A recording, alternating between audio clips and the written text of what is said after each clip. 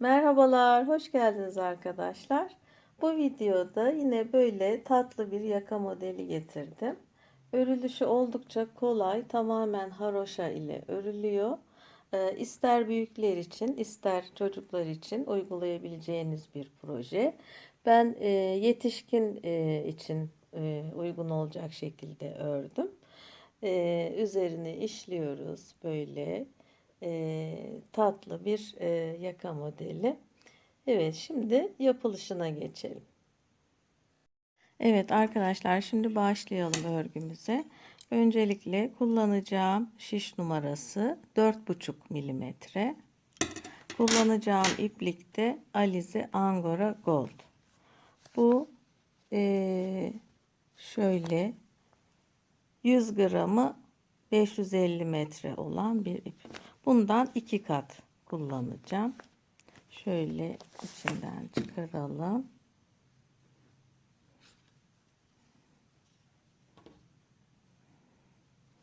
Evet. Şimdi 20 ilmek atıyorum şişime.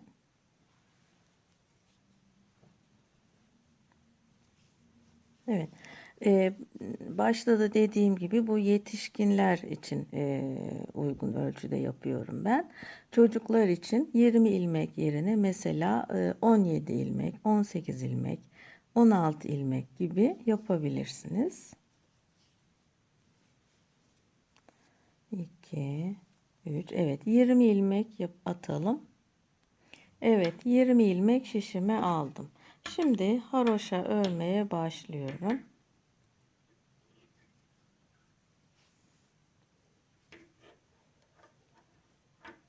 Evet, burası boyun kısmı olacak arkadaşlar. Şu ipin olduğu yer boyun kısmı. Şimdi ben tersten örüyorum böyle iç taraftan. Dilerseniz bütün sıraları düz yüzden de örebilirsiniz. Hangi şekil kolayınıza geliyorsa. Evet.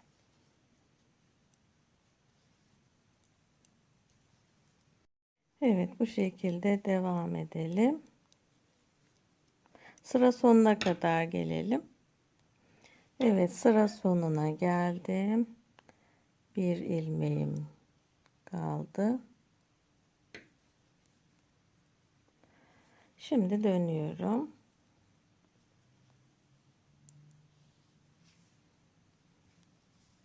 Evet, dümdüz öreceğiz.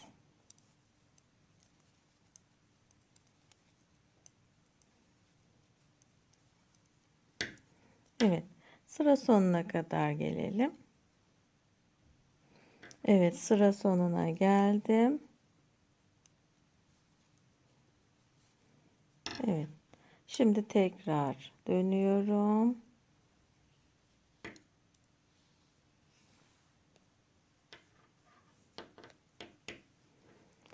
Aynı şekilde örmeye devam edelim. Evet, yine sıra sonuna kadar gelelim. Evet, sıra sonuna geldim. Evet, şimdi dönüyoruz. Evet, şimdi burası yakamızın ön yüzü arkadaşlar. Şurası boyun kısmı. Boyuna gelen kısım. Burası da yakanın uç kısmı. Şimdi bu sıradan itibaren geri dönüşlere başlayacağız. Şimdi evet arkadaşlar, şimdi bir haroşa dişi, burası ön yüz, bir haroşa dişi görünüyor buradan. Tersinden de iki diş görünüyor böyle. Burası boyun kısmı. Şimdi bu noktadan itibaren artık geri dönüşlere başlayacağız. İlk sefer öreceğiz. 5 ilmek bırakacağız. Geri döneceğiz. Sonra bu kez 10 ilmek bırakacağız. Geri döneceğiz. Evet. Şimdi başlayalım. 15 ilmek örüyorum. 1, 2, 3, 4, 5, 6, 7, 8, 9, 10, 11, 12, 13, 14, 15. Bakın. Evet, 15 ilmek ördük. Burada da 5 ilmek var. 1, 2, 3, 4, 5. Şimdi buradan geri dönüyoruz. Şu şekilde.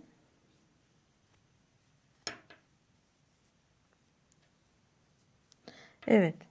Şöyle. Şimdi buradan direkt böyle örmeye devam edersen burada bir delik oluşacak. Onu önlemek için şöyle yapıyorum. İpi buraya alıyoruz. Sonra buradaki ilmeği bu tarafa boş olarak alıyoruz. İpi tekrar buraya getiriyoruz. Sonra ilmeği tekrar buraya boş olarak. Yani ipi bunun arkasına gizledim. Böylelikle delik oluşmasını önlemiş oluyoruz. Burada 1, 2, 3, 4, 5 ilmek var. Şimdi örmeye devam edelim. Evet. Sıra sonuna kadar gelelim. Evet, sıra sonuna geldik. Dönüyorum. Şimdi bu kez şuradan geri döneceğiz.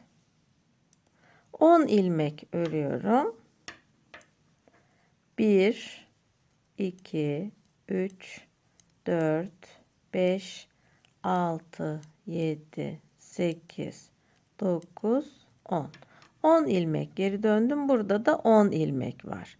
1, 2, 3, 4, 5. 1, 2, 3, 4, 5. Yani 5 buradan dönüyorum. 5 buradan. Döndüm. Yine aynı şekilde ipi buraya geçiriyorum. Bu ilmeği buraya boş olarak ipi bu tarafa geçir ve ilmeği tekrar al. Örmeye devam ediyoruz. Evet, geri dönüşleri bu haroşa sırasında yaptık. Bu şekilde şöyle bakın görüntüsü. Burada 1, 2, 3 diş var. Burada 1, 2 diş var. Burada da tek diş var. Burası boyun kısmı. Şimdi dümdüz örüp geleceğiz.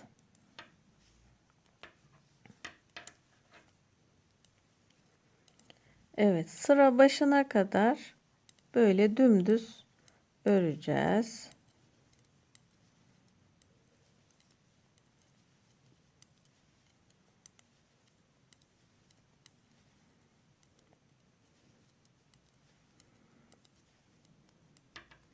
Evet. Şimdi dönelim.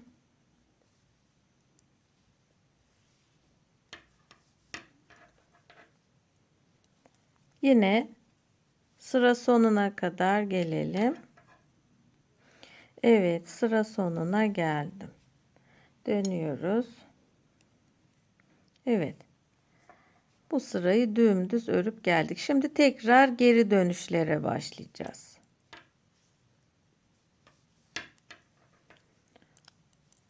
15 ilmek örüyoruz.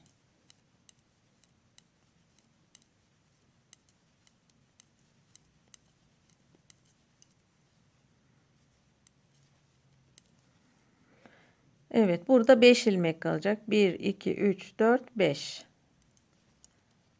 Evet. Dönüyorum.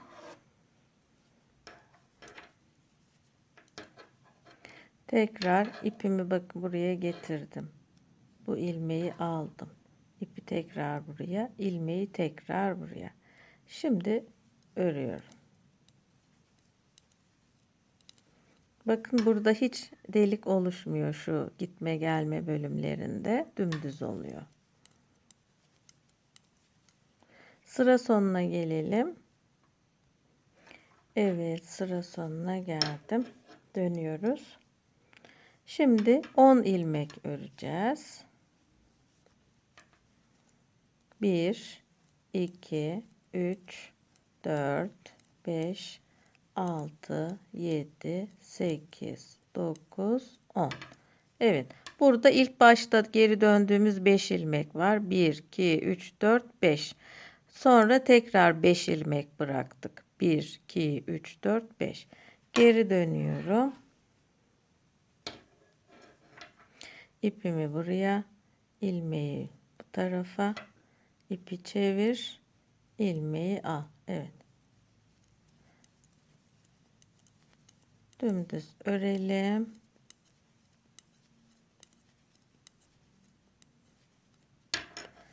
Evet, şimdi çevirdik.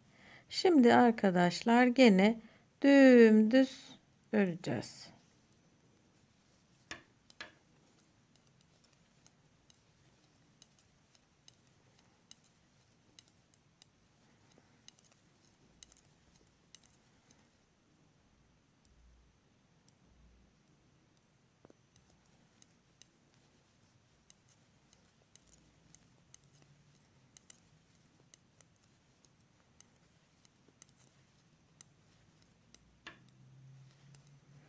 Evet. Bu şekilde örmeye devam edelim. Boynumuzun uzun genişliği çevresince böyle ölçerek uzunluğunu tespit edebiliriz. Çocuklar için örecekseniz eğer çocuğunuzun boynuna dolayarak tespit edebilirsiniz bunun uzunluğunu.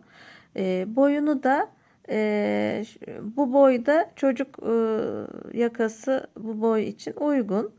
Çocuklar için de uygun yani bu genişlik, ama daha küçük bir yaka olsun istiyorsanız sondan mesela 2 ilmek daha eksik örebilirsiniz. Buradaki geri dönüş sayılarını değiştirmeden mesela bu şimdi benim yaptığım 5 5 10. Siz mesela çocuklar için 5 5 8 yapabilirsiniz gibi. Bu şekilde çocuklara da uyarlanabilecek bir model. Evet. Böyle devam edelim. Evet arkadaşlar, yakanın örme işlemini tamamladım. Bu şu şekilde. Şu uzunluğu işte boynumuza göre ölçerek istediğimiz uzunluğa kadar örüyoruz. Şurada benim yaptığım, şu dişleri saydığımızda şöyle 1, 2, 3, 4 diye saydığımızda 53 tane haroşa dişi var benim ördüğümde. Siz kendinize göre uzunluğu tespit edebilirsiniz. Şimdi bir kenar çalışması yapacağım. Ondan sonra buharlı bir şekilde ütüleyeceğim. Ütüyü hiç değdirmeden sadece buharını vererek.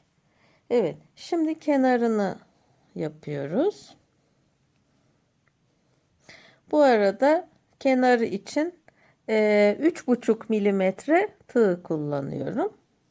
Buradan başlıyorum. İlk ilmeğe batıyorum. Şöyle. Bu ipleri de içinde yürüteceğiz. Evet, aynı yere tekrar batıyorum. Şimdi şuradaki ilmeği şöyle alıyorum tığıma. Sonra hemen bir sonraki ilmeğe batıyorum ve ilmeği şu aldığım ilmekten geçirip buradan sık iğnemi tamamlıyorum. Sonra tekrar buradan ilmeği aldım. Hemen yanındakine batıyorum. İlmeği buradan geçiriyorum ve bu şekilde tekrar buradan al. Hemen yandakine bat. Şuradan geçir ve öyle. Bakın çok tatlı bir kordon oluyor. Şuraya kadar gelelim arkadaşlar. Evet, bu şekilde yaptık. Şimdi köşeye geldik. Yine aynı şekilde batıyorum. Şu ilmeği buradan aldım. Şimdi aynı köşeye tekrar yapacağız. Tekrar ilmek aldım.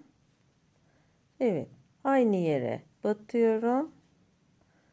Buradan çıkarıyorum ve bu şekilde. Tekrar ilmek aldım. Evet. Şöyle yandaki yere battım.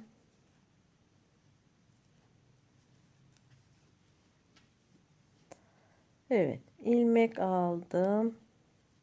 Şu aralara batacağız arkadaşlar. Şuraya, şuraya, şuraya böyle iki diş arasına batıyoruz. Evet. Şimdi şuraya batıyorum.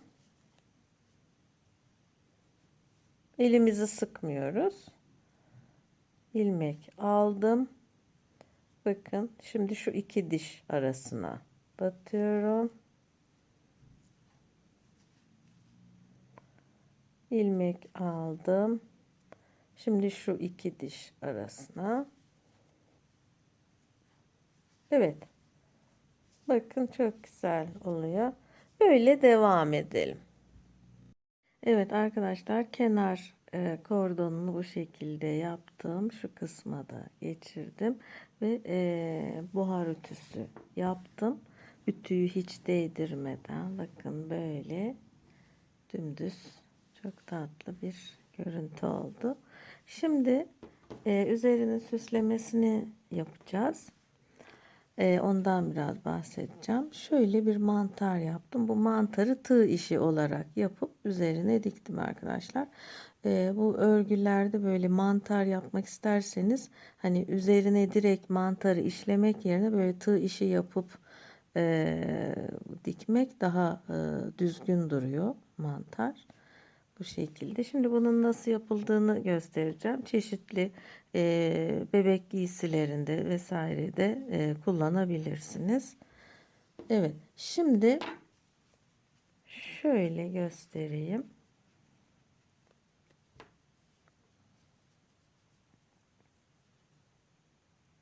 Evet, şimdi başlayalım arkadaşlar. Normal örgü yünleri kullanıyorum bu şekilde. Şimdi önce mantarın gövdesinden başlayalım. 6 zincir çekiyorum. 1, 2, 3, 4, 5, 6. Evet. Şimdi ilk zinciri atlayıp ikinci zincire şu şekilde ilmek kaydırması yapıyorum. Sonra 2 tane sık iğne, 1, 2, sonra doluyorum. Bir sonrakine çakma sık iğne, sonra doluyorum şu sonuncu zincire 6 tane trabzan yapıyorum. İkili trabzan. 1, 2, 3, aynı yere batıyoruz hep. 4, 5. 5 tane yeterli oldu. Evet. Doluyorum. Hemen bir sonraki zincire çakma sık iğne, sonra yan yana 2 tane normal sık iğne. Şu ipi de bu arada içinde yürütüyoruz. Evet, yanına tekrar normal sık iğne. Sonra en sonuncuya geldik. Orada da şöyle ilmek kaydırdım. Bir zincir çekip ipi kesiyoruz. Evet. Bura mantarın gövdesi oldu arkadaşlar. Şu ipi hemen arkasına şöyle saklayalım. Şöyle.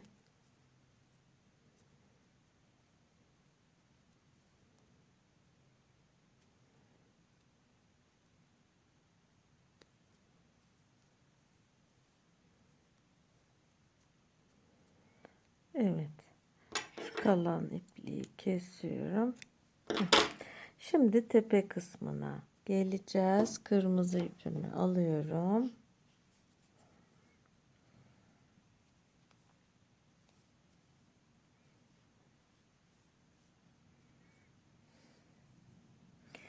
Şimdi şuradaki boşluktan, şuradan şöyle bakın. Şurada bir ilmek var. Şöyle elimi böyle gevşek tutarak şöyle yana doğru çeviriyoruz. Sık iğne yapıyoruz. 6 tane sık iğne aynı yere yapacağız. 2 oldu. 3 4 5 6. Evet. Şimdi 1 2 3 zincir çekip döndüm. Aynı ilmeğe ikili trabzan doladım. Sırayla bütün ilmeklere ikişer tane ikili trabzan yapıyoruz. Hemen bir sonrakine aynı yere. Evet, bir sonrakine geldim. Aynı yere. Evet, böyle devam edelim.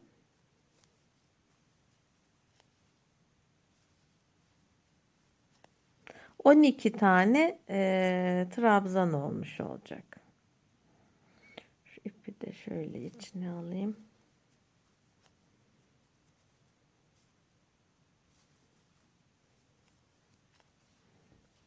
Evet, kaç tane oldu sayayım. 1 2 3 4 5 6 7 8 9 10. 2 tane daha yapıyorum şu sonuncuya. Şuraya. 1 2. Evet. Bir zincir çekip ipimizi keselim. Evet. Şöyle tatlış bir şey oldu. Şimdi mantarın ön yüzü şurası olacak. Burada daha böyle şu örgünün ters yüzü oluyor. Burada daha kabarık olduğu için orayı ön yüz olarak kullanıyoruz. Şöyle.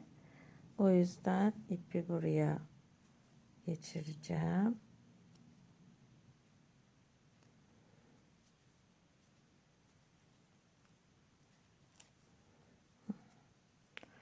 Şöyle keselim fazlasını. Evet, şimdi bunun üstüne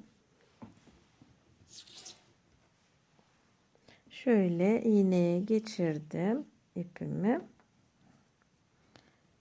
Şu arkadan şöyle alalım.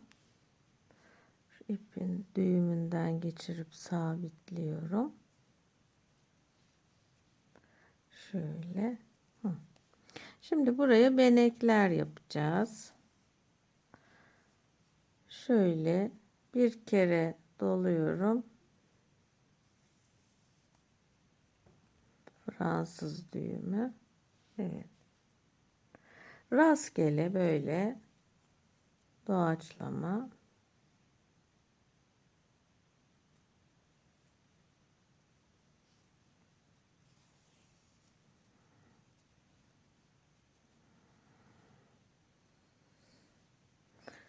Evet. Şöyle ipimizi doluyoruz şöyle ve ipin çıktığı yerin hemen bir tık yanına batıyoruz. Aynı yere batmıyoruz. Hemen yakınına.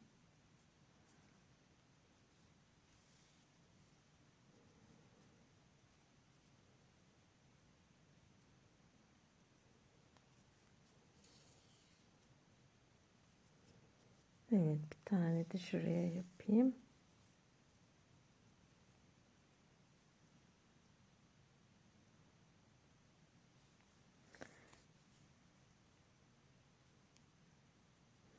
Evet, mantarımız tamamlandı arkadaşlar.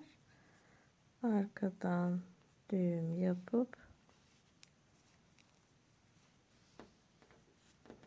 ipimizi keselim. Şimdi bu mantarı normal dikiş ipliğiyle buraya böyle normal dikiş ipliğiyle dikiyoruz. Bakın arkadan şöyle diktim.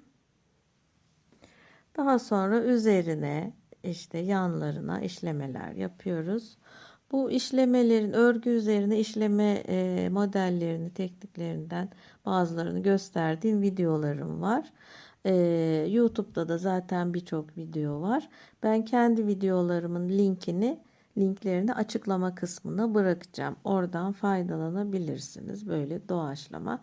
Bu işlemede zaten ana başrol mantarda olduğu için en güzel o gösteriyor. Onun yapımını paylaştım. Geri kalan tarafları istediğiniz şekilde süsleyebilirsiniz. İşleme biraz büyük olduğu için tek bir tarafa yaptım ben. Siz dilerseniz her iki tarafa da yapabilirsiniz. Şimdi kordon yapımına geçelim arkadaşlar. Evet, şimdi kenar kordonu yaptığımdan bir tık ince. 4 numara 2,5 milimetre tığ kullanacağım. Şimdi şuradan alıyorum. Şöyle sık iğne yaptım. Şimdi şu ilmeği aynen kenar kordonu yapar gibi şu ilmeğe batıyorum. Onu çıkarıyorum. Sonra ikisini bir alıyoruz. Şu hemen bakın şu yanındaki ilmeğe batıyorum. Buradan çıkarıyorum. İkisini bir. Aynı şekilde şuradan tığımı geçirdim. İlmek çıkardım. İkisini bir aldım. Evet. Bu şekilde bakın çok tatlı bir kordon. Kordonumuzu da yapalım. Yakamız tamamlanmış olacak. Evet, kordonumuzu da yaptık arkadaşlar. Yaka modelimiz tamamlanmış oldu. Evet, umarım faydalı bir video olmuştur. Diğer projelerimde görüşmek üzere. Şimdilik hoşça kalın.